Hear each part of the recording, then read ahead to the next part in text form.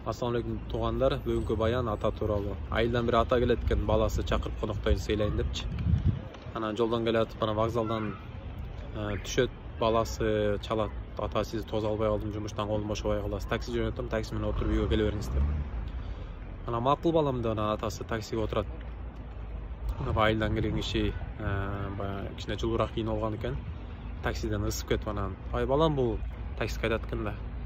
Бул терезелерин канча өтүп, илгерки киши да баягы мынтип тегеретмеге эмеси весло деп коет го, эмеси жок болуп калып анан автомат аны билбей эле, балам муну канча өт десе.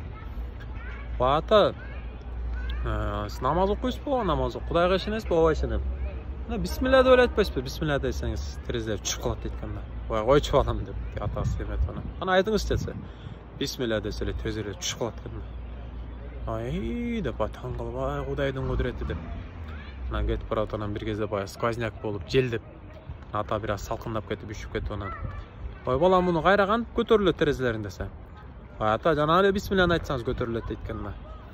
Анан ата бисмилля десе көтөрүлүп кетет экен анан. Ой балам, чын эле Кудай бардыр го деген экен да. Көп жылдан бери намаз окуган киши болбосочу. Ансандай азыркы адамдар сөзсүз бир керемет болсо, бир Япониянын ученыйлары айтты, америкалыктар акаса доказали, Куранда могу бар экен, тиги бар экен деп сөзсүз бизге азыркы күндө баягы ушунчалык илимдүү билимдүү болуп кеттикпи билбейм. Мындай бир далил керек болуп, ошону бир кереметти көрүп, бир ошонун бир жыйынтыгын көрүп, бир изденген бир ученойдун жыйынтыгын көрүп анан ай чын эле карачы могу нерсени ай дегенге чейин барып калдык да. Болбосо ла илаха иллаллах Мухаммад расулуллах. Аллахтан башка сыйынууга татыктуу зат жок экенине, Пайгамбар Мухаммад саллаллаху алейхи Алланын элчиси, пайгамбары, биздин туура жол көрсөтүүчүбүз, жол башчыбыз экенине толук биз айткан менен ишенип, келме келтирip болуп, Кудайдын кыл дегенин кылып, тыйыл деген нерсесинен дароо тыйылыш керек элебиз да.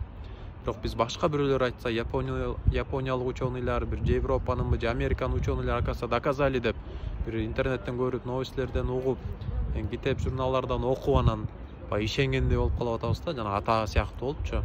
Ошон үчүн жок бир туугандар, бул иман көрүнбөгөн нерсе да.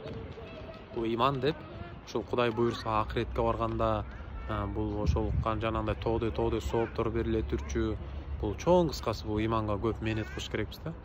Анан ушул Аллах бар экенин ишенип, Аллахтын пайгамбарларына ишенип, Аллахтын китептерине ишенип, Аллахтын ошо жамандык жакшылык Аллахтан экенине ишенип, кыяматта Аллахтын астына барганда тирилишке ишенип, ошонун баарына биз ишениш керек да. Ошонун баарына атына иман дейт туугандар.